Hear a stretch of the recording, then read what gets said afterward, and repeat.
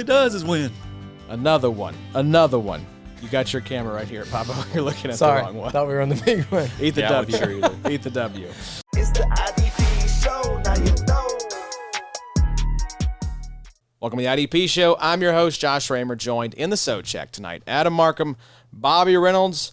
Gentlemen, it is getting to that point of the season where the playoffs are getting ever closer. I think we have 3 weeks left in the regular season for most leagues. That's right. I mean, playoffs really starting right now. That's true. This is because these wins usually matter here at the end of the season for you, you know. Yeah, it's fun. It's what it's all about, baby. You just put yourself within striking distance, Bobo, and see how the chips fall. Let go and let God. Truly. Sure. Yeah, it kind of feels like it this year. Mm-hmm. Been some wacky outcomes. We were just looking at the madness, IDP madness. We're going to do a little update this week. It's a competitive field this year, Addy. Yeah. Oh, yeah. A lot of good teams. Yeah, it's it's pretty close. I mean, I think the leader right now is like at 2290 as far as total points go, and so then there's 10 other teams in like the 2200s. So striking distance. Yeah, so that's all we want. It's going to come down to the wire. It's going to be fun.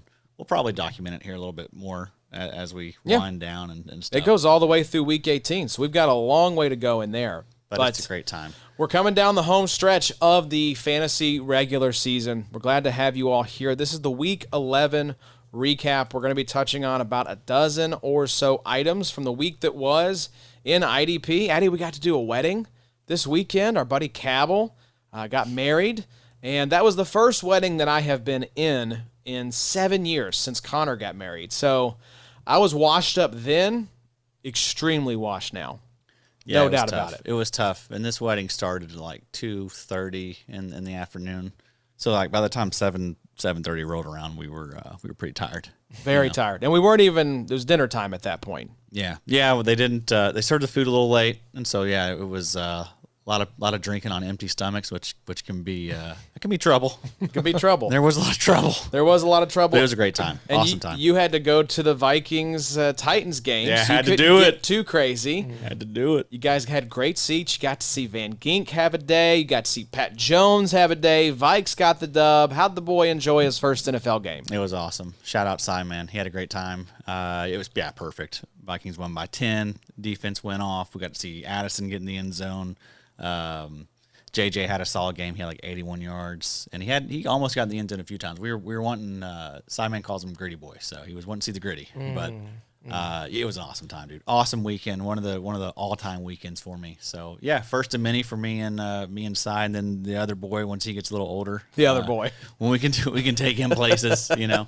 Take him out in public. It was fun, man. I hadn't been to a game in a while. You do forget that we didn't get home till 5, so I missed a lot of the action. You do. That's one thing you have to weigh, Bobo, when you go to these NFL games is you got to make sure the phone is charged, right? Because you're going to be watching, maybe during breaks, at halftime, but you're going to miss a lot of football. So you kind of got to weigh that. Do I want to pay? Do I want to go spend 5-6 hours and park and miss football? But it's never not been worth it, the games that I've gone to. I'll say that. Last game I went to, Chiefs-Titans. Yeah, boy. Dynasty Steve. That was a great time. 20, great seats, great game. 19, I guess. With A-Rich back at the helm, I think Connie's going to be pushing me and Dad to go to a Colts game. He's been trying to get this to happen all year, and I'm like, I just don't want to spend $600 for tickets. It's a shame you guys don't have a hookup or something. That was the situation for me. The lady that I used to work with, she had awesome seats that they've had them forever. So you guys just got these?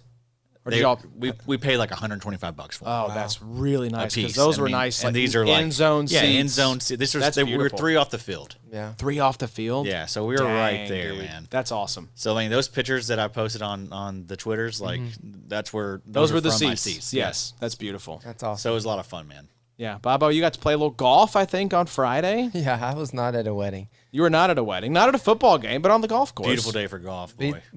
Great weekend. Beat some buddies at old BGCC Friday afternoon, and then beat some more friends playing disc golf at old Hobson Grove. All he does is win. All he does is win. Another one. You got your camera right here, Papa. You're looking at the wrong one. I thought we were on the big one. Eat the W. Sure you do. Eat the W. So, yes, we had a really fun weekend. It was also a fun weekend of games. It had some nice contests. We're going to, like I said, talk through all the IDP action from Week 11. And, boys, let's just jump into it because we've got a lot to discuss, and we know y'all are here to hear us talk some IDP. So let's start with Monday Night Football. Cowboys, the roof is falling in at Giro World. The roof is metaphorically falling in on the Cowboys. They get their doors blown off by the Houston Texans. There's a rowdy Texans crowd at Cowboy Stadium. That is not a good look there for Dallas. But Danielle Hunter, newsflash, guys, not terrible at football. Now, you might have thought that if you looked at the first 5 weeks and saw the newest Houston Texan edge rusher only had 1.5 sacks. But he has 6 sacks in the past 6 weeks and outputs of 17, 15, 26, and 34 points this most recent game against the Cowboys by Big Three scoring. We told you, I was on with John Macri doing the Week 4 preview, and I just said, be patient. Like, give this guy time. This Texans team is going to be good. They're going to be in the mix for the playoffs, and he is going to heat up when you need him to. Hope you listen, Daddy. Danielle Hunter, doing the damn thing like always. Probably the most important thing in IDP is just being patient. You know, don't be an idiot. I mean, don't sell these guys, for pennies on the dollar. Same thing with like the rookies. Like I can already just like sense like all this chatter about who's a bust and who's not, and just like stop doing it, please. Mm-hmm. Some of these guys take a lot of time, at least 2-3 years. Like, and a lot of these guys are young, Mm-hmm.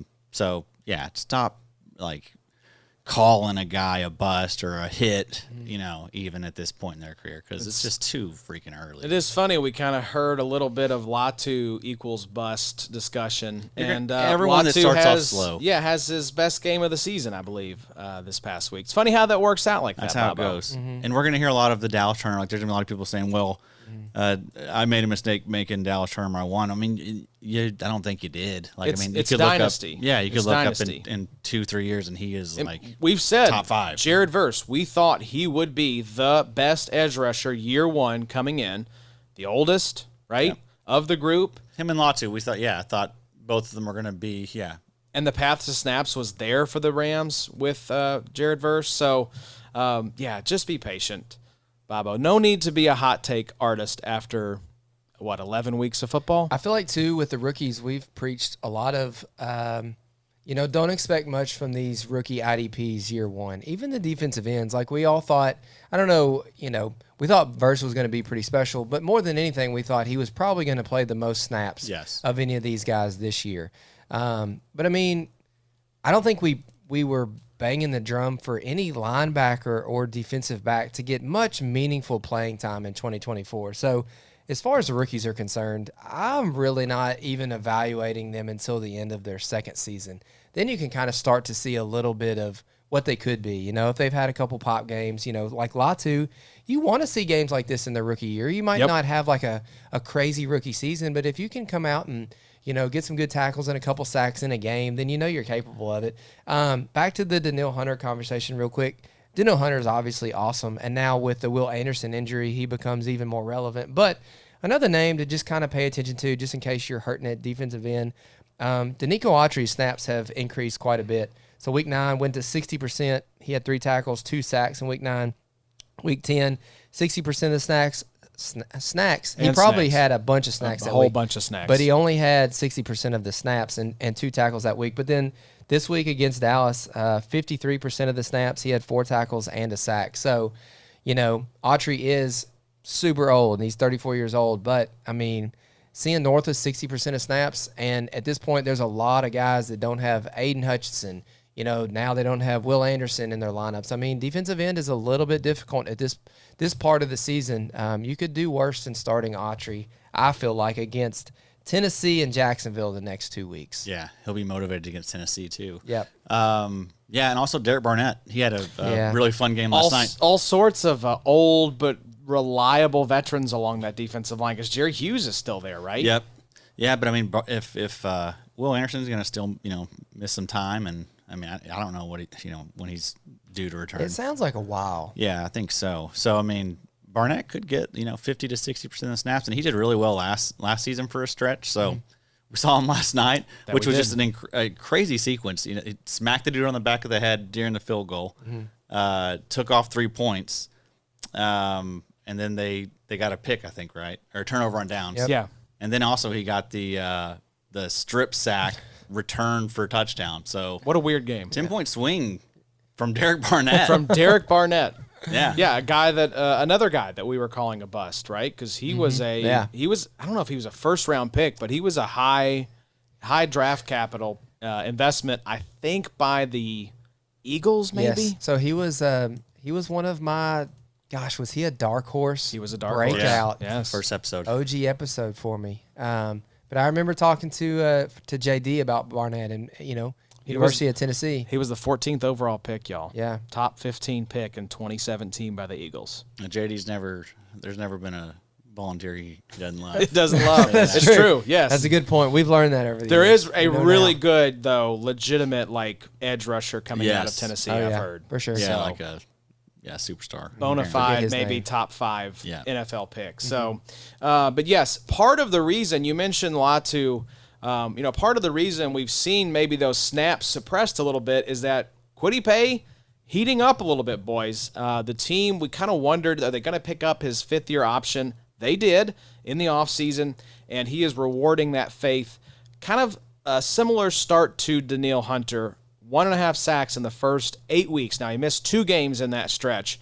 4 sacks in the last 3 weeks. Are we trusting Kwity Paye? Detroit, New England, bye week, Denver, and Tennessee up next. I think he's just in that big fat middle, Addy. Yeah. And he's getting the playing time. I think like it or not, he is the edge one right now for the Colts. Yeah, and I mean that's a pretty good stretch of games there. I mean, New England, rookie quarterback, Denver rookie quarterback, and then Tennessee, Mason dumpster Rudolph. fire. Yeah. Right.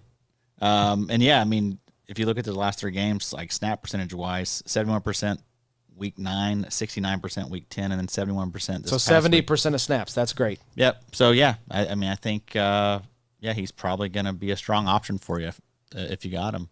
Yeah, I mean, it's him, Odengbo, and then Latu. That's kind of the pecking order for the edge rushers right now for the Colts. Yeah, and I expect Latu to have a much better second half. I think so too. I mean, this team they don't have their bye until week 14, which sucks because you always hear about, like, I think the Ballers talk about this a lot, like the post-bye rookie bump. I know the Underdog guys talk about it a lot. I think same with defenders. You just get a chance to kind of reset. You come out. A lot of times that's when teams will go to rookies if they're outplaying the veterans, right? I think we were talking about that with maybe Omar Spates. Rams coming off the bye. Would they integrate him more into the game plan? And So they did. They did.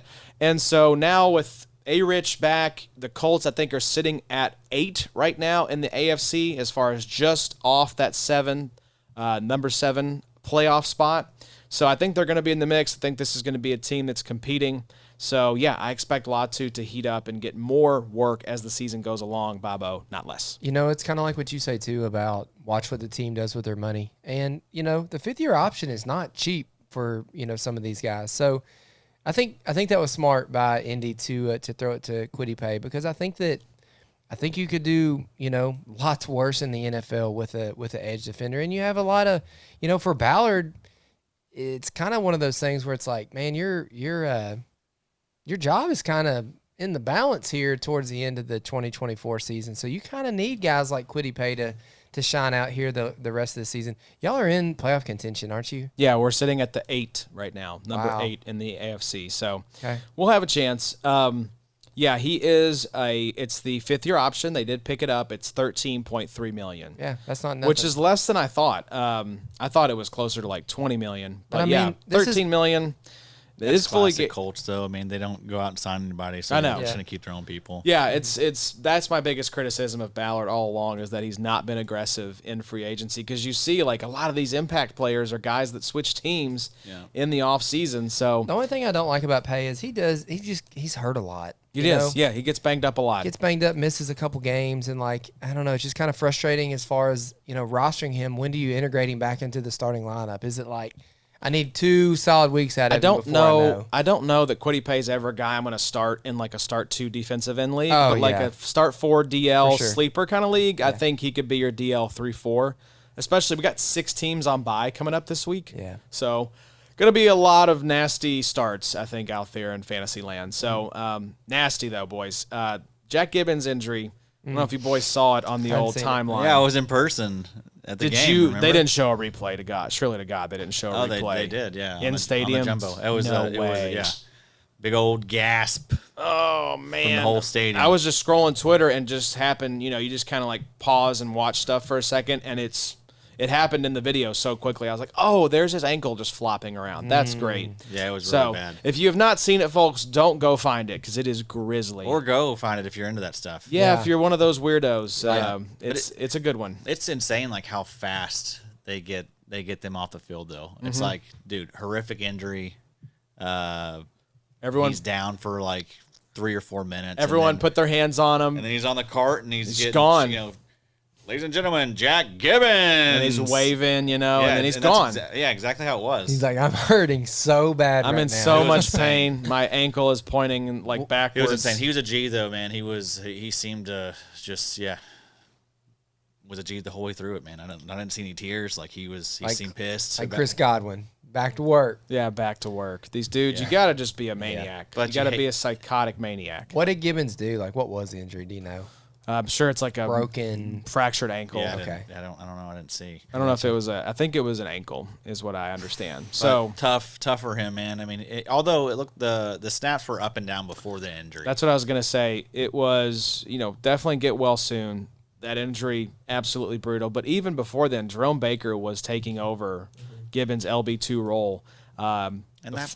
Before the injury, his snap share was just 26%. Hat tip to Macri for that one. Yeah. So I mean that probably should have been more expected with that situation there. I mean, Jerome Baker's a good linebacker. But People Gibbons wanna- has been playing well. I'm honestly a little surprised by this. I understand they got him as part of the trade compensation, so clearly they like Jerome Baker. Yeah. But I would put those guys on the same kind of like Jag type of level. I don't know that Jerome Baker is miles better than Jack Gibbons. Yeah, but I mean, I don't know. I think he's a little better. they're both on a just bad defense, so Yeah. it's like anything goes. I think they're at just that trying some stuff out. point. Yeah, for sure. But for Jack Gibbons, though, like dynasty wise, I guess sucks. It's probably probably it for him. Jover. I think so. I think Probably I saw. wasn't gonna ever begin anyway. I think I saw somebody asking on Reddit if Gibbons was worth holding on to, and no, No, I wouldn't absolutely think not. so. No. What are you doing on Reddit? Oh, I just peeped. Just peak. Just kind of do the Check Bart in. Simpson walking in, or no, Abe Simpson walking in to the bar or the strip club, seeing his son turn on, go right back out. He goes to the Reddit page. He searches some key terms. Yep. And he, Just making sure no one's slandering the podcast and our good name, and then bounce out. Have you seen See you later. Have you seen the Reddit IPO on the stock exchange? I have not. It's pretty high. Is it? Doing well. Maybe we should get into Reddit and maybe Bitcoin as well. Jump in there. Reddit is like the front page of the internet, right? It is. That's what what they I say. Baker ended up 85% of the snaps. I think he'll be like a fine LB3-4 option for you. Yeah. Not sexy, I mean, you but got Gibbons out the way. I mean, yeah, he's fine. And clarifies the picture. we know he's got big play upside. He's always been that type of LB. So, I mean, at this point in the season, I mean, yeah, You could do worse. And, especially with 6 teams on bye, you may not be able to do much better than Jerome Baker this coming week. Linebackers really, really depleted this week. Well, we'll talk. The next bullet point here is another awful injury, but one that cleared up the LB picture. Let's go to Detroit. One of our long-haired Kings boys, Alex Anzalone, fractured his forearm. You guys probably saw the video. He's holding his arm, looking back at someone on the sidelines, and says it's broke. Wow. So Anzalone, though, should be back for the playoffs, is what I'm reading. It's like a 6 to 8 week type of injury and recovery. So in the meantime, Jack Campbell will be the clear-cut LB1. These recoveries get faster and faster. He'll be back in 6 to 8 Anzalone hours. should be back Pacheco's, later this afternoon. I thought Pacheco was done for the season. I thought so too, and now all of a sudden it's like he might be back in week 12. I don't know. I think that's a little temporary expectations a little bit with Pacheco. Yeah, I don't expect to see Anzalone back before the playoffs. You think it's even like? I think it's pretty done for this year, don't you think? I mean, For who? Anzalone? Fractured forearm. I mean, from what I'm reading, he could be back at the end of the season, the regular season. But why bother? Just hold him out to the playoff start. He'll club it. Yeah, club it up. He does. He'll probably have like a hard, some sort of brace They've on got there him or something. like, the elbow and everything. He's still Give out him the there. JJ Watt that thing. arm, which always seemed like a cheat code. I mean, that thing is like a weapon. Yeah. I don't know how that was legal to have that knee brace on your arm or to find one that would fit your arm. JPP Swinging that thing. reaching up. Jack Campbell, though, swatting balls. will be the clear-cut LB1. He's averaged 12.6 points per game the past 4 weeks since his snap percentage went above 90%. Solid LB2 3 option for you rest of season. Seems like Malcolm Rodriguez is going to be the primary linebacker opposite Campbell. Snaps to be determined. We will see if they do end up going with Rodrigo there. But it sucks for Anzalone. And maybe pick up Rodrigo. Oh, I yeah. mean, because, I mean, who knows? I mean, it is Dan Campbell who can be a weirdo. But know? both Anzalone and Jack Campbell were playing above 90% of snaps Yep. since Anzalone came back. So, yeah, it could be Rodriguez is one of those guys that's like, if he gets 70% of the snaps, like, I'm interested. He's an Ivan Pace type for Yes. me, where it's Yep. like he can do a lot with a little. Yes. He's always been that way. There was even some games early on this year, I feel like, where his snap percentage was higher than it probably should have been. Yeah, week 3, 86% of the snaps. I don't exactly know what was going Yeah. on there, but I mean, Anzalone and Jack Campbell both been healthy all year. He had a good week of practice. Sure did. Sure did. Get Malcolm out there. Send Jack to the bench. Get Rodrigo. Yeah, I mean, it'll be Rodrigo and Jack Campbell. I really believe that. When you say Rodrigo, all I can see is the Colts kicker Yeah. in my head. The glasses. Yeah. Is he still That y'all's was kicker? the punter. The Okay. Or the kicker. Our punter is Rigoberto Sanchez. Our kicker was Rodrigo Blankenship, I think That's was it. his Yes. name. That's it. Had the glasses, like Yeah. big into Legos or D&D or something like that. He's got What's time for it D&D? now. Dungeons and Dragons. Oh, gotcha. Yeah, not in the league anymore. I was reminded too of Roberto Aguayo. Someone posted his picture. Remember that the Bucks took him in the Oh, yeah. second round, I think. Yeah, good luck with your builds, Rodrigo. Yeah, got more time. Maybe start a YouTube channel. So we talked a lot about the Denver defensive line, boys. As recently as, like, I think last week we were talking about these guys. It's flown under the radar, at least for me, how good Nik Bonitto has been. He now has 9 sacks, just 2.5 behind Hendrickson, who's the sack leader. And he had a sack in 6 straight games. Didn't record one against Baltimore in Week 9, but has 3 in the last 2 weeks. DL 11 by Big 3 scoring. Zach Allen, the king, the guy we told you all to go pick up from this defensive line, still DL 7 with 5 sacks because he has 10 more tackles. Adding Nik Bonitto, Jonathan Cooper was the guy that got paid as soon as they shipped Baron Browning off. We've been singing Zach Allen's praises. They brought him over from Arizona a couple years ago. Nik Bonitto is the guy on this defensive line that needs a little more love.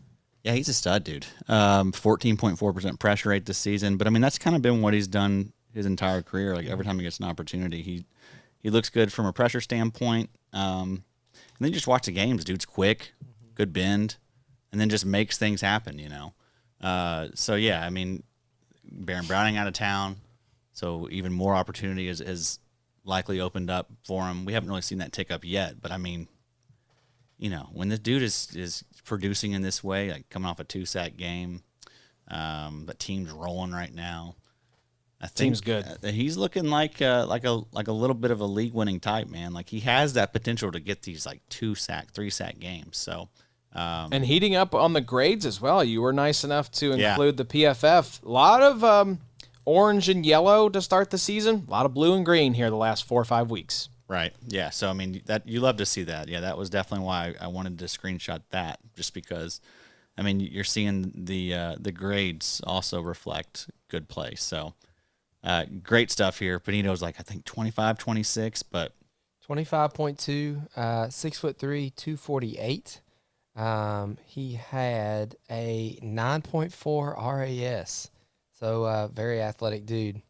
And I like who you have him around. The IDPshow.com, the ranks, right behind Thule and right ahead of Byron Young. Feels Yeah. like a pretty accurate little group right I there. got in there and did a little bit of adjusting today. I'm gonna have another fresh coat on there. Get your fresh coat. Get your fresh coat.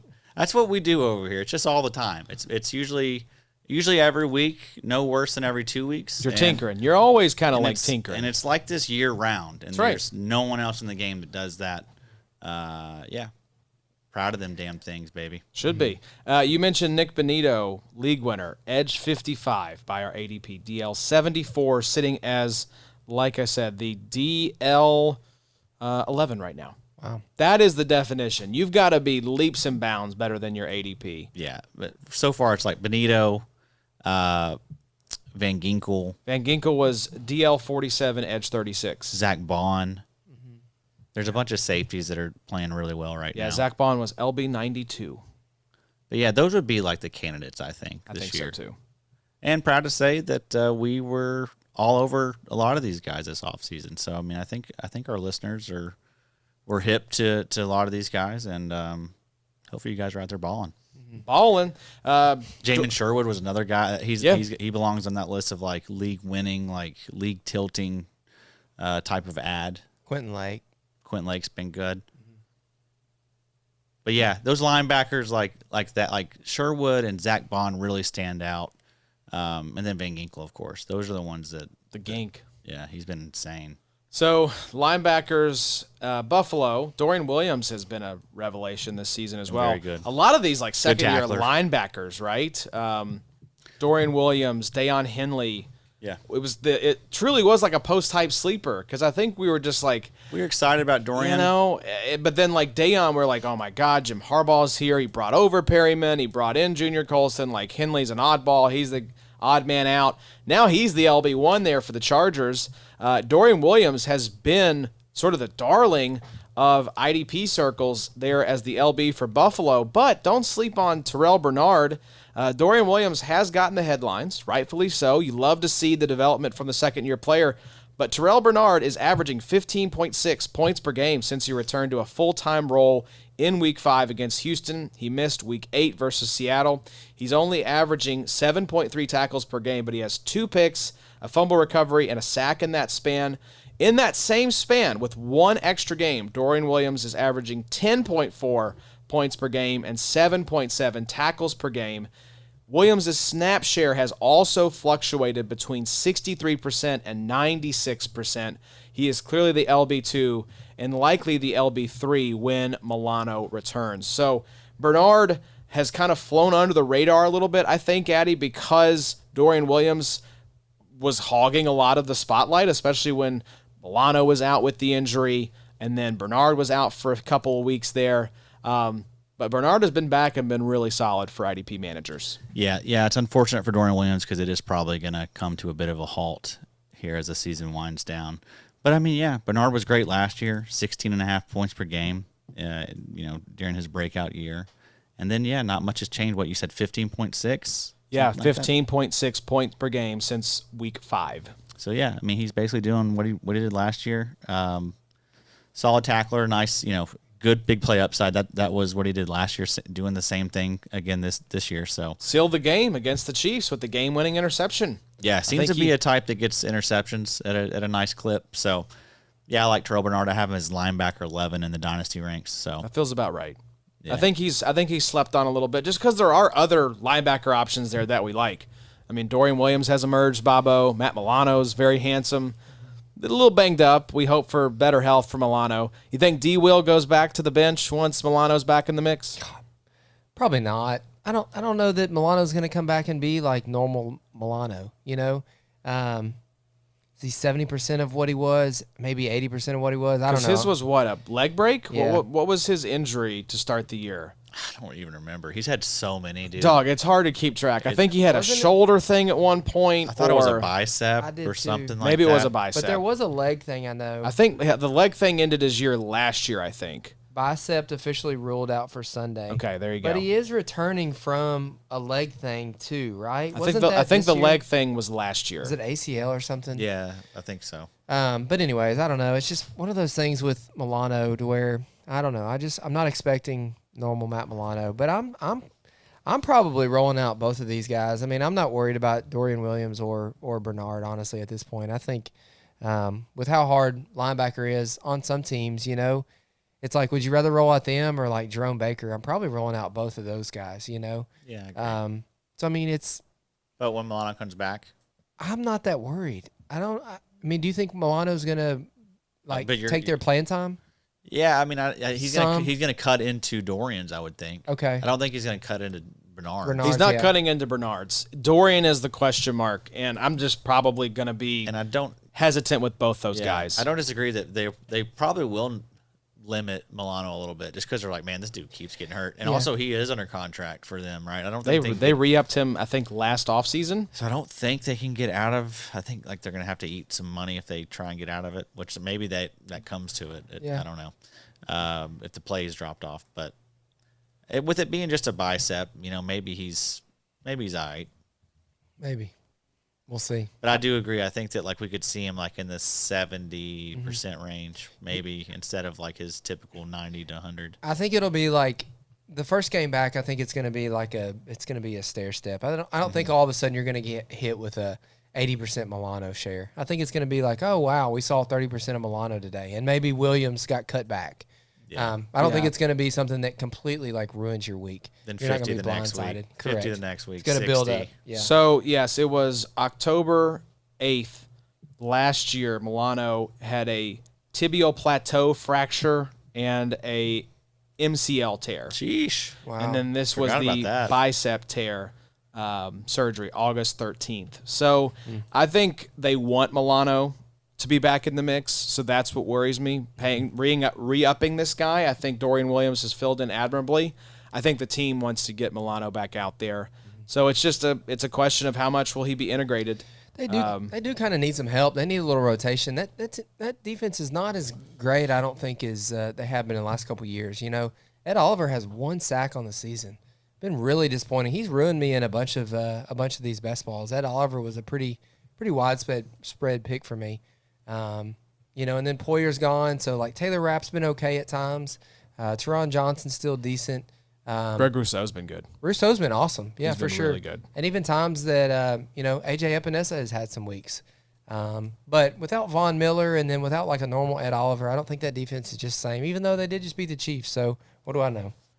Yeah, I think that team's been better than I expected. It kind of felt like a sort of retooling, kind of reloading type of year. They had to eat a lot of cap, cut a lot of guys to get right cap-wise. So Their running backs are good, both of them. Ray Davis is really good, and then James Cook is a good running back yes, also. they are. I wanted to look up. Yeah, so Greg Rousseau is sitting right now. So Hendrickson and Van Ginkel are tied for DL1 right now by Big Three scoring. TJ Watt is next, then Brian Burns, then Nick Bosa, then Greg Rousseau. So that is 1, 2, 3, 4, 5, 6. He's DL6. I guess technically DL5 because we have a tie atop the standings with Trey Hendrickson and Van Ginkel. So Rousseau's been great, man. well, let's talk about some other DLs who've been good, boys. Midseason DL Heroes, Tuli Tuipulotu, and Arden Key. Let's start with Tuli. Khalil Mack missing time this week and pretty much missing last week's game as well. I think only 4 snaps in Week 10. Joey Bosa being his usual fragile self. Tuli has been dynamite. 7 sacks in the last 4 weeks. He's also playing a ton, boys. 77% of snaps since Week 8 and 84% on average the last 2 weeks. Do we think the red-hot Chargers put this guy back on the bench when Mack is healthy? No, I think he's going to have a pretty nice role there. Also, like they can't trust Joey Bosa to really play more than like 30, 40%. I mean, I'm asking this with all due respect to Joey Bosa and Khalil Mack. Is Tuli the best edge rusher on this team right now when you factor health and availability into the equation? I mean, yeah, you can definitely make that argument. 20.2 points per game since Week 7. So that is 4th best among all edge rushers. Really 3rd best because it's got Wanham on here with only 1 game played. But also, shout out DJ Wanham. He's back. DJ Wanham. Yeah. We missed If you're desperate. If you're real desperate. And, hey, some of us are desperate. You hit him with it. Wiki DJ Wanham? Knew it was brewing. Yeah, it was brewing. I had to get it up. I had to get it up and out. But yeah, Tuli's great, man. Bob's been singing his praises. Yeah, Bobo. often. Victory lap. This is one of your boys. Yeah, I'm trying This to. is in your stable of boys, to use a Chris Wesslingism. Did you say he has 7 sacks in the last 4 weeks? I did. Okay, I missed that part. I was sitting over here trying to add up. Week 8, Big Three scoring 16 points. Week 9, 28. Week 10, 27, and Week 11, 26 points. So it's one of those things where like this was kind of the same thing that I think we preached with Nick Herbig, to where it was like, if TJ Watt or Alex Highsmith gets hurt, I think the opportunity for both of these guys really opens up, and I think they're both really, really good outside linebackers. Elite edge handcuff. Absolutely. That's fun about Thule, though, that you can even have a conversation right now of like, do you want Thule or Mac or Bosa? In Dynasty, it's kind of tipping towards probably Thule now. Yeah, at this point. He's 22. That's the thing with Thule. Like, super young. Also Red keep hot. that in mind. Like, he's 22, dude. Like, he's young. Like, he's gonna have a long career ahead of him. Van Ginkel has 13 TFLs. That leads everybody. I'm not surprised. Wow. I mean, that's just what he does. Yeah. Now, on the opposite side of the spectrum, we mentioned Arden Key. He's also been heating up here in the middle portion of the season. We're kind of looking at Midseason DL Heroes. After averaging 4.35 points per game the first 6 weeks, which was 5 games, and recording 0 sacks, Arden Key has put up he's been averaging 19.75 points per game the last 5 games, 5 sacks, 2 forced fumbles. Snaps have been 56 to 87% range. Keep riding the hot hand with Arden Key opposite Harold Landry? I mean, I'd love to say yes, but I feel like he's going to let you down a little bit, that feels like one. I feel better about Thule just because I think the opportunity is going to be there because we know Bosa and Mac, one of those two guys is probably going to be out, clearing the lane for Thule to get 75+% of snaps. But Arden Key, he's a nice streaming option, right? And I think that's important to have this time of year. Yeah, like a 10% pressure rate this season. That's basically in line with what he's had his entire career. But he feels like a hot and cold type guy, and I think we're just on like a little hot streak. Now, maybe it'll continue, but I'm not going to trust it. I feel like there's just so many better options. Yeah. Like Arden Key is like, when we talk about, edge 15 to 50, like he's in the 50 range. He's in the 48, 49, Right. 50, like at the Right bottom there. of the list. like right Key there. or Wanham rest of the season. Yeah, You know? it's probably Wanham. Probably, honestly, yeah. Just Opportunity. because I've seen Wanham, like, Yep. I think he averaged like over 15 points per game down the stretch last season. So, Wanham could do that again. Yeah, it's one of those because, if you look at him at like a DL 50 range, that puts him outside of consideration in like those sleeper start 4 DL type of leagues. So He's just on the edge of that. yeah, right? he's in consideration, but he's by no means like a no-brainer must start. Yeah. Yeah, it's important to remember that stuff. Like we were gushing about Dante Fowler last week, but you still gotta don't go crazy because we start talking about these guys, right? We're just giving them love. That doesn't mean like all of a sudden we like Dante Fowler more than Nik Bosa. Like I had someone reach out to me this week in the DMs asking me Dante Fowler AVG. Wow. And I said AVG, dude. Absolutely. Definitely AVG. And then because Dante Fowler is the dog pissing on the floor. 0. 0. Put up a 0. Put up and a then stinker. 30 something for AVG. Yeah. And also, Josh. I was at the game. Of course, AVG. Yeah, you got to ride with AVG. It's your thummy. That's what did it for Fowler. Ruined him this week. Hey, I tried to show him love. I mean, he was the one we Had were to show him love. I mean, Yeah, gushing for about sure. the most. For sure. yeah, dude had been red hot, and yeah, he'll still be like he's still a good option. Like, He'll bounce back. Everyone will be like, "Oh man, screw this guy. He got to put his 0." I want Dante Fowler over Arden Key. Yeah, you know? yeah. You just gotta, for sure. Yeah. Dante Fowler's in that 30 to 40 range. Yeah, probably. we're giving him love, but don't think that he's suddenly a top 12 option. For Just sure. because we're giving, like we mentioned Kwity Paye earlier, he's heating up. He's still in that like 30 to 40 range as far as like DL consideration. Yeah, So, and also with Fowler, like we still haven't seen the snaps get up there enough. no, he's been in like just playing less than 50% of snaps. So, Don't chase production.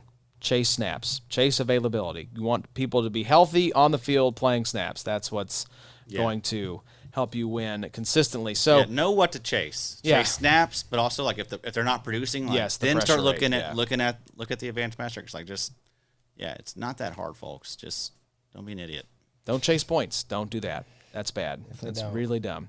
Midseason DB Heroes, Jeremy Chin, Devon Witham, Witherspoon, and Kenny Moore. We'll show him some love as well. So let's talk about Chin and Witherspoon first. Up to week 9, both Chin and Witherspoon had just one double-digit scoring output apiece. Was it Jover for these guys? Not so fast, Joker.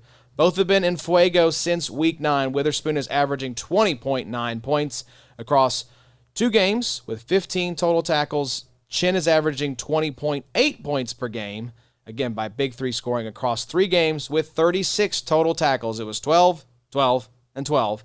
The last 3 weeks, both guys are playing 100% of snaps in that span. What's a fair expectation for these guys rest of season? Top 15 DBs. I think so. You know, also don't miss with Witherspoon 5 PDs over those last 2 games as well. So that's what that man does. Yes, that's 20 points right there by Big Three scoring. Correct. Yes. So, yeah, they're both great options. I mean, Witherspoon just got off to a slow start. Like the production even wasn't that bad, right? He wasn't having these monster spike weeks, but I mean, he was still putting up tackles. Like he's still going to be one of the best tackling corners out there. I'm sure the stats say that as well. But these guys are great options for you, man. Yeah, congrats to Jeremy Chin. Yeah, good to see for him. I know. We kind of talked a little bit about. I mean, who was the safety? Jalen Petrie. We're throwing a little bit of flowers toward last week because the role change kind of revitalized his career. Baba, we've always liked Jeremy Chin. We thought people got a little bit, to borrow your phrase, out over their skis a little bit with valuing Jeremy Chin, but he's had a nice little bounce back. We thought this was possible, right, playing with Dan Quinn in this Washington defense, and Chin has rewarded managers who had faith in him. Yeah, Chin and Quinn. Chin and Quinn. I love that. New law firm name for you, maybe?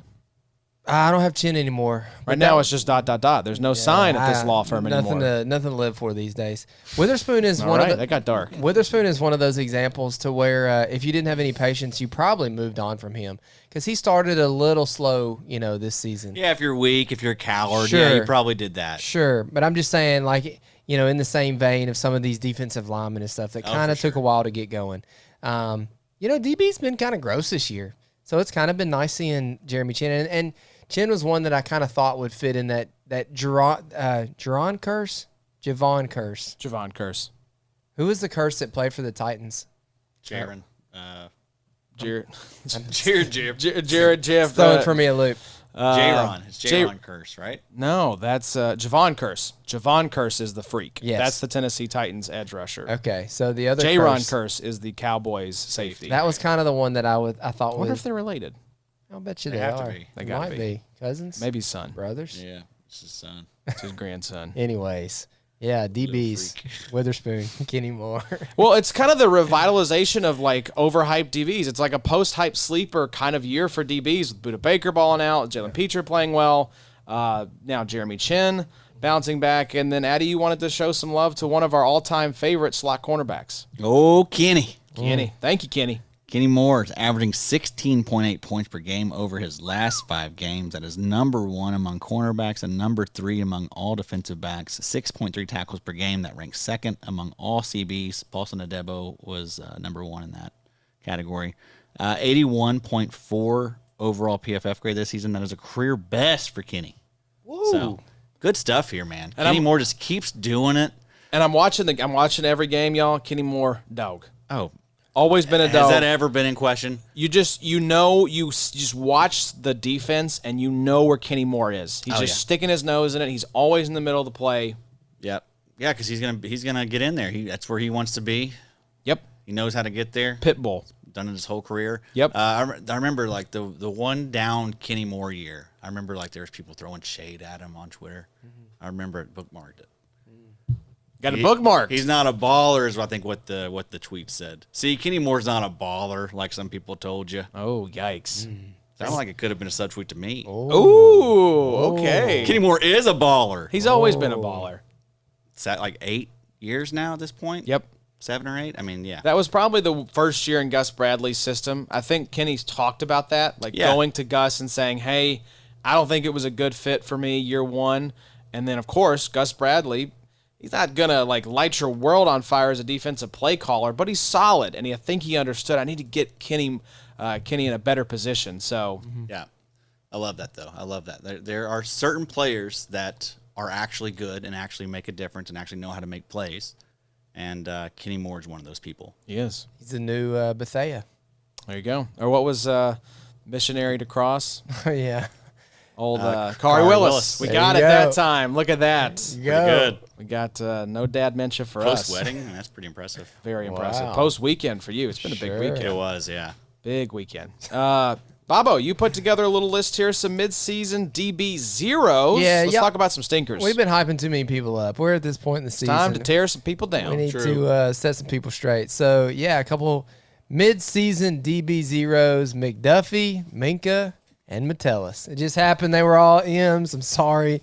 That's not an RN thing. That was me. I apologize. Minka only has one game so far in 2024 with double-digit scoring. Big 3 scoring. You might want to check that out at the IDPshow.com. McDuffie, cornerback coming off of 80 tackles and 3 sacks in 2023. Only has 35 tackles. He doesn't have any sacks, doesn't have any interceptions in 2024. I'm super, super surprised by McDuffie, especially now with L'Jarius Sneed gone. And then Josh Metellus, fresh off a top 5 CB performance in 2023. I think in the XFL he was the not CB. He was the safety 4 maybe last year. He's regressed to the mean a little bit, similar to McDuffie. Metellus had 54 tackles, 1 interception in 2024, which isn't that bad, but it's definitely a little down tick from his 116 2.5 sacks and 1 INT in 2024. So, I think more than anything, it's just a model of if you have a DB who's popped off, if you've got a really good cornerback or safety, just always trade them. I think that's the easiest way to make profit in IDP is, you've got a Minka who's had a great year, let him go. Antoine Winfield, I know as gross as it sounds, but, if he's had a crazy year in 2023, it's probably time to trade him away. Somebody offers you a first, cash out. Absolutely, man. So, anyways, I just kind of, with all y'all's hype over here, kind of had to bring a couple people back there, maybe stir them up a little bit. I was rostering Minka. He has stunk this year. Yeah. He's been bad. Just don't sell old Kenny. Yeah. Don't sell Kenny. He is a baller. Mm-hmm. I'm going to go back and look at Certified. Can I see your bookmarks now, or is that private? Yeah, I hope not. Definitely private. Hope not. Hope not. Ooh. Might want to go check that. I just want to see who tweeted this nonsense. You can't. Will you send me a screenshot? Yeah, I'll look for it. Thank you. I'd appreciate it. Yeah, Minka's been bad. What's up with McDuffie, though? Because I agree. No L'Jarius Sneed gone. Mm-hmm. I think is he playing more outside, though? Yeah, for sure. So, what made Sneed was the slot. And even McDuffie last year played, I think, probably a healthier amount of slot snaps. So, but is there any Chiefs DB? Doesn't really feel like there's a Chiefs DB that's locked and loaded, top 5 option for you moving forward. No. Like Shamari Connor's been in the mix. Justin Reed's been in the mix. Yeah, even Reed has regressed a lot this year. Reed was awesome in 2023. But you would think, I know with McDuffie, it is kind of one of those roles with Sneed gone that it probably makes sense for them to leave him outside more. But he's such an animal. He's so much like Kenny Moore to where, when you get him around the line of scrimmage, he just wrecks so much havoc so regularly.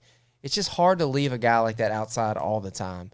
But anyways, it's just I really kind of was surprised by McDuffie this year. That whole team, from a production standpoint, has been a bummer. Agreed. Have any of them really outperformed their ADP? Not even close. Chris Jones has been really bad. Yeah. As Karl bad as Loftus, he's been in 5 years. No. Nick Bolton, no. Meh. Tranquil, no. Justin Reed, all no. the DBs, no. That's That's impressive. Candidate for most disappointing team of IDPs, and probably on the offensive side as well. Hell, who are you happy having drafted from the Chiefs right now? I was thinking that earlier. I know Xavier Worthy finally had a kind of a little good week, but Worthy was, you took him probably over Bowers in your rookie draft, and that looks really bad right now. I'll tell you, I'm happy with Noah Gray. Oh yeah, I know you were. Sheesh. Brock Bowers having an all-time career he's a stud. rookie year in terms of receptions. He's a stud. Bobo, you also put together some Midseason DL Zeros for us. For sure. So a couple guys just kind of disappointed in, and, nobody really new to this podcast if you listen here, but Rashawn Gary, Montez Sweat, and Joshua Hines Allen. Gary had what appeared to be kind of a bounce-back season in 2023 off of his ACL. 44 tackles, 9 sacks, but after having 3.5 sacks to start this year, the pace has slowed for Rashawn. His tackle numbers are still decent at 30, but he's struggling to get to the quarterback, honestly. Montez Sweat, the excitement pretty much hit its peak in 2023. Montez started the season in Washington, 6.5 sacks. I think he was traded right around week 8 to the Bears, where he doubled down for another 6 sacks in Chicago. All combined to have 12.5 sacks last year for the Bears, but pretty much hasn't done hardly anything in 2024. And then Josh Hines-Allen, yet another example of, we expected some regression, obviously, from his monstrous 17.5 sacks in 2023. But did we really expect the regression to look like 5 sacks through 12 weeks in 2024? I didn't think it was going to get quite that bad for any of these guys, honestly. But, week 12, I'm terrified to start any of these guys.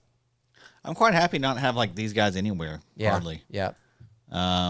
Nowhere that I'm really relying on them, right? But, yeah, these have all been guys that I've never really been fans of. I mean, Hines-Allen is disappointing. Yeah. I wanted him to show us that last year was for real and see a little bit more consistency. But, man, we've talked about it a lot lately. I'm just kind of over him. Yeah. It's kind of like because Khalil Mack last year had the big sack season, right? Mm-hmm. Him and Josh Hines-Allen both were kind of near the top of the league in terms of sacks, and both have cratered to the point where the young up-and-coming edge rusher pushing these guys is kind of the dynasty asset you want from both of these teams now. And Trayvon Walker and Thule.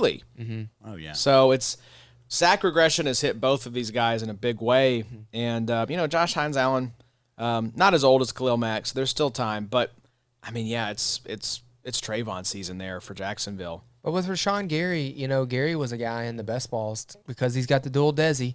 That third, fourth round, if you took Rashawn Gary, you felt pretty awesome at that point. And now you're pretty bummed that you took him. There's a lot of other guys there in that spot that, would have worked out way better for your squad. For my squad, I've got 20, a lot of Rashawn Gary. Edge 20, DL 24. I have a lot of Rashawn Massive Gary because of the stupid dual Desi. But he's still just, I don't know, man. He's not getting home. Boy, Montez is a bummer too. Edge 13, DL 13. Yeah. I have him in our main league, and he is.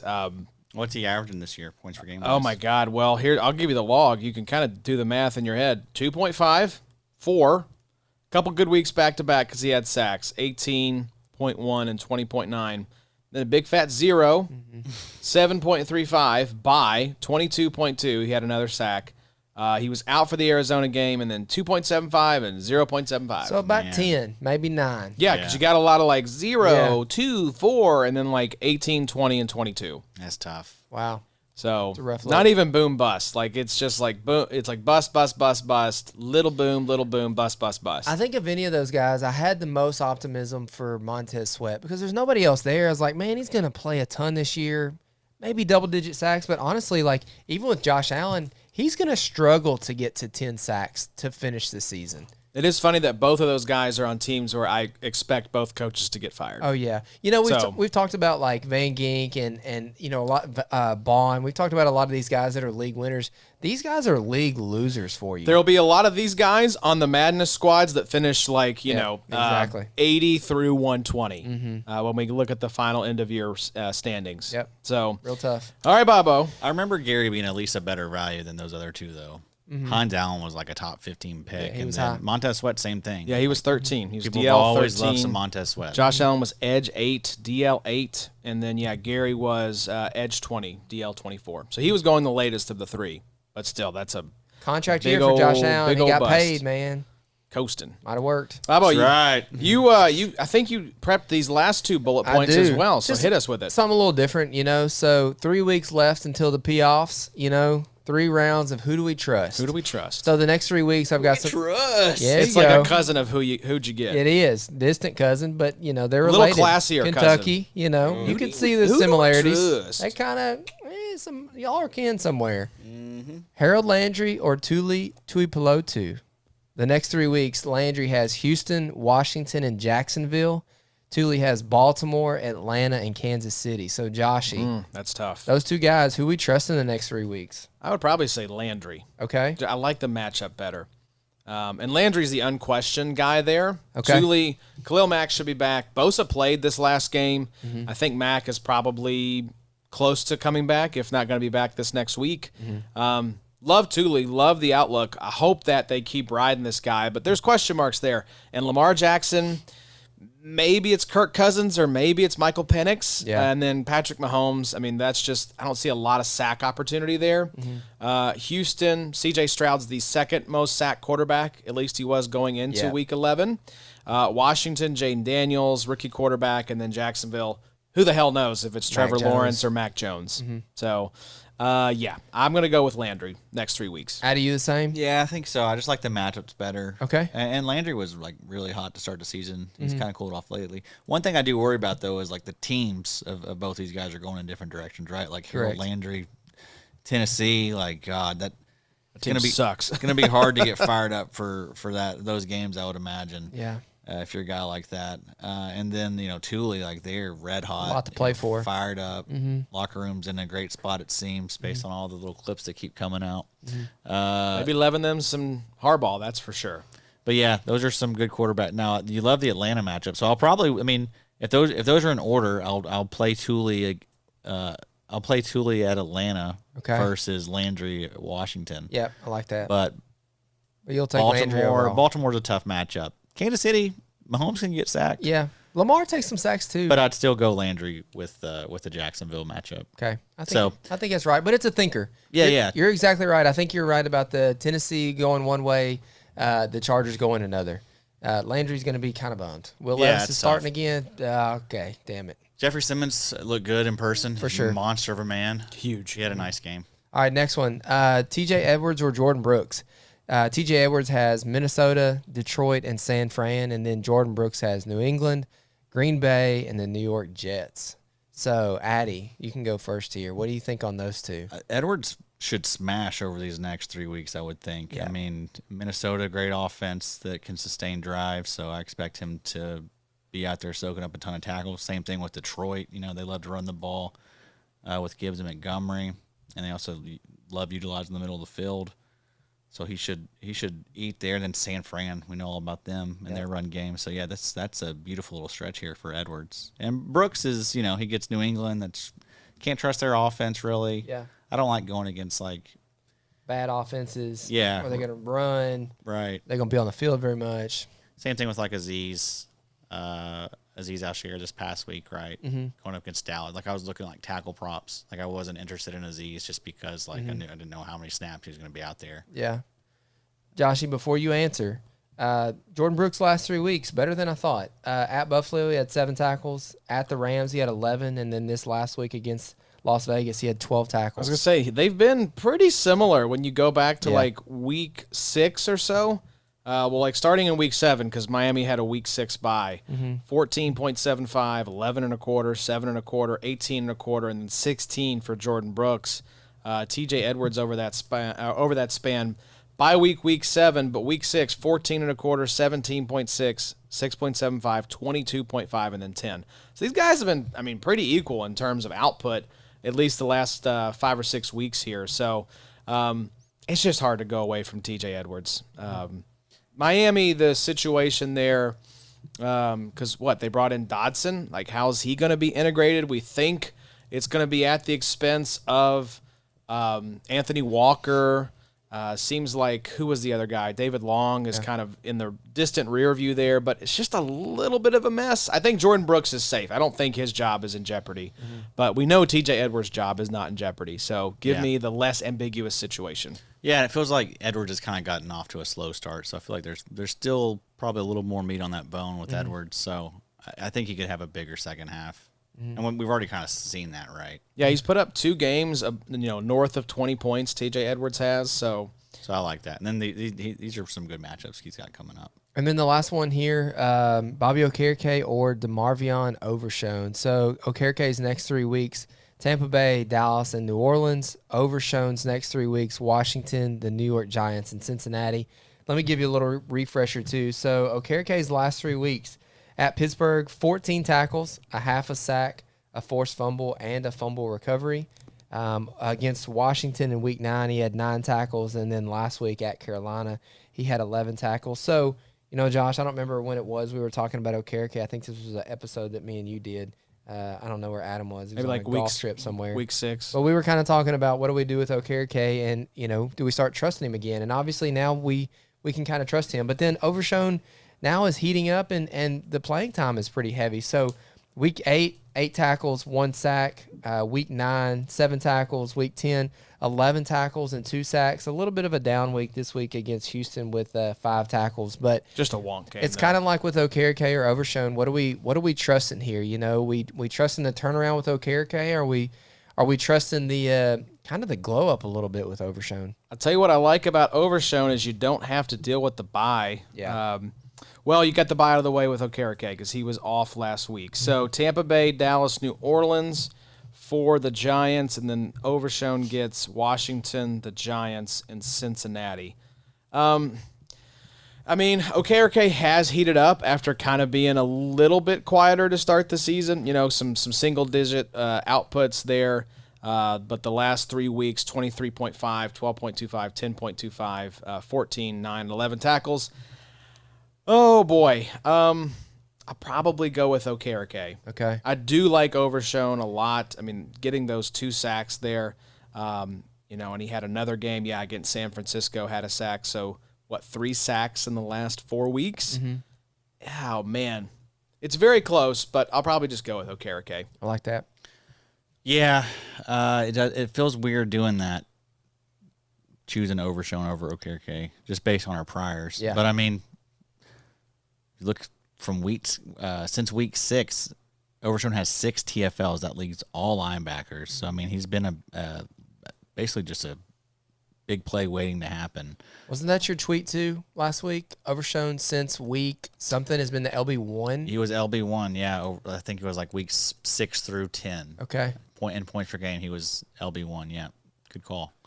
So yeah, I mean he's been fantastic. I mean last week was really his first down week that we've seen in a little bit. Yeah. So yeah, I mean that's pretty close. I mean I think if you need like a big swing, looks like Overshown has some pretty good little matchups, like some teams that like can do some dumb things. Yep. So I kind of like that because Teams that can do some dumb things. Yeah, Always it's always like that. good. It's always good, especially for players like Overshown who likes to get in there play. and like be aggressive and make things happen. I wanted to look at the snap share for Overshown. So since looks like this is week 6 against Detroit, 92.6, 100%, 98.2, down to 70.6 against Philadelphia. Maybe got hurt or got pulled. No, he got banged up, remember? Yeah, that's got banged up and then came back in the fourth quarter despite it being a blowout. Now, there's an interesting thing, too.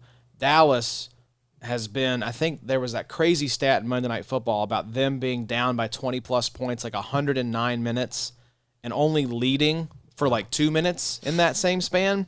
So you talk about potential for sitting some of these guys who are seeing close to an every down role.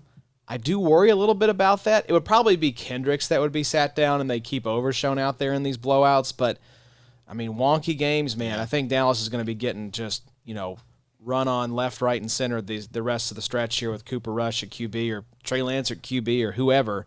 But, hell, Giants are starting Tommy DeVito. These are 2 teams, just circling the toilets at this point. Mm-hmm.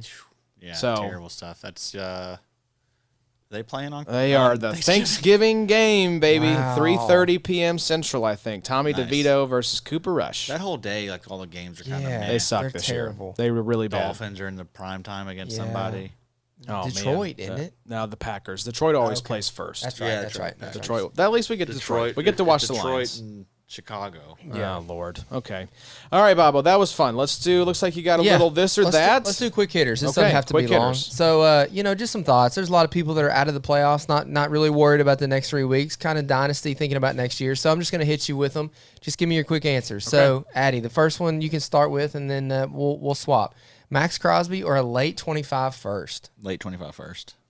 Max Crosby. Okay. I didn't Hey, think quick, let's go. The division there. Let's go. Ernest Jones or Dallas Turner? Joshy. Dallas Turner. Dallas Turner. What if Ernest Jones gets a contract?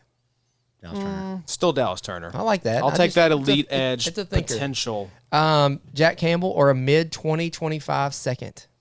I'll take the second. It's close, though, now. Yeah, it is close. I probably will also take the second though. Okay. Adam, Jared Verse or Trayvon Walker and a 25 second? Oh, boy. Bobo putting together some Just spicy some ones. thinkers. I want Trayvon in the second. I do love Jared Verse, but Trayvon a second round pick. I like that's that. pretty nice. That's good value. But I mean, player wise, I definitely want Verse over Trayvon. He's the best piece in the deal. But it's kind of like one of those things where it's like it's an overpay with the second. Yeah.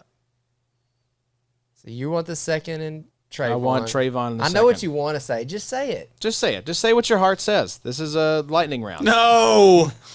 That's the answer. It's Jared just no. Verse. I guess Jared Verse. That's Jared smart. Verse. Okay. All right, Adam first. Roquan Smith or Quincy Williams and a 25 third. Boy, this feels personal. Well, right at the heart. Oh man. I guess I'll still take Roquan. Yeah. I feel better about Roquan long term than Okay. Quincy. I feel like Roquan has like a 5-year window, whereas Quincy's like 3. Yeah, there's so few elite IDP assets, and I still consider Roquan in that category. What So if it was give a me- second? I'll take Quincy in the second. I'll take Wow. Quincy in the second. Yeah. Okay, Dexter Lawrence or a 25 second. Dexter Lawrence. second. Jeffrey Simmons or Nnamdi Madubuike. Simmons. Simmons. Braden Fisk or Kobe Turner and a 25 fourth. Boy. Turner in a 4th. I think Turner in a fourth as well. Wow. I see those dudes pretty equal, so just give me an extra pick. And also Fisk is like probably older than Kobe Turner. Yeah, that's I'd possible. say he's That's possible. for sure older than Kobe Turner, right? Turner was like one of the oldest prospects in the class. I think he was like 24-ish. I mean, Fisk was one of the oldest, or Fisk, yeah. yeah, because he was like a 5th-year guy. So thank you, Bobo. That was fun. We haven't done this or that in a while. You're welcome. Some little segments. for the people moving forward. Braden Fisk, theidpshow.com, 24.9. Kobe Turner, 25.6. Okay, so Real close. Kobe Turner's a little bit older. Yeah. I mean, Fisk was like a. Oops. There He goes was the he phone. was a waiver pickup, you Yep, know? He was. Like you didn't have to spend a 5th on him to get him. Fifth on Fisk.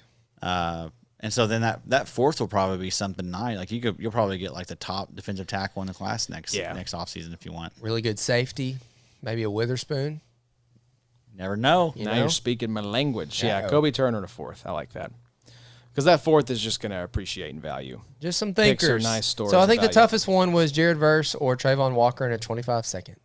Just I depends. think Y'all were both- we were split on Max Crosby in the late 25 That's first true. as well. That's true. I just want a little bit more for Max Crosby. That's all. Sure, he's greedy. Yeah, little I, mean, boy. I don't think he's. I think you should be very happy to get a late 1st. Mm-hmm. He's been a bit of a letdown this year He sure has been. compared to what we've seen in the past, and He's tired. They run a lot. I mean, that was a take that I had this offseason. did that have a he take. was- Tip. did have a few takes. Mm-hmm. You Ernest Jones or Dallas Turner? Just because I know that's your boy. I love Dallas Turner. But, man, I think it's hard to look away from Ernest Jones. Look at Ernest Jones' game log in Seattle. It's pretty dang good, dude. If he gets that contract extension, Maybe Ernest that's Jones, a man. nice little sweetener. But in that's his not favor. Game log. that's not the right question to ask me. I'm a little tilted. He's biased. Ernest Jones, he's always had good game logs. Sure No doubt. has Wherever he goes, he does well. I just wonder, like, I don't like to see guys I need- hop from team to team. I need For sure. him to get that contract Yeah. extension. It really, it could go south very quickly for Ernest Jones if he's on his 4th team in I don't think he 12 will. months. Unless there's some type of negotiation problem, I think it'll happen. Let's hope so. Yeah. The man deserves to get paid. He's been a good player. He gonna Like, make pay this more guy. money than Pat Queen's contract? I don't know. Speaking of, though, he's been playing well lately. He has been. He's been great, man. He's been much better. Yep. So that stuff happens. People, I think a lot of people, if you start slow in fantasy football, like people will only remember that. Yeah. Yeah, 18.25 and 19 points the last 2 weeks by Big Three scoring. That's what we're going to do for Pat Queen. Oh, Yeah, nice. for Pat Queen. So, yeah, you mentioned he started slow. He had 3 double-digit outputs the first 9 weeks. Yeah. And then 2 the last 2 weeks. So we're going to do, when we do our kind of season recap in January, I want to look at like splits.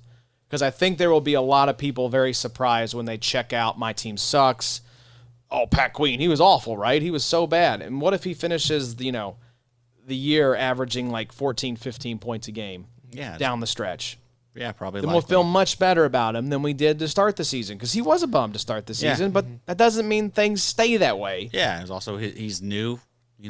New situation for him too. Totally new team. Yeah. Like, let's all just breathe a little bit. That's folks. what's impressive Take a about breather. Ernest Jones is he's been there like 3 weeks. You know, He was there like 3 days, still and they threw learning him right into the defense, fire. and he's still putting up points. And they shipped off their green dot, and it's like, here you go, Ernest.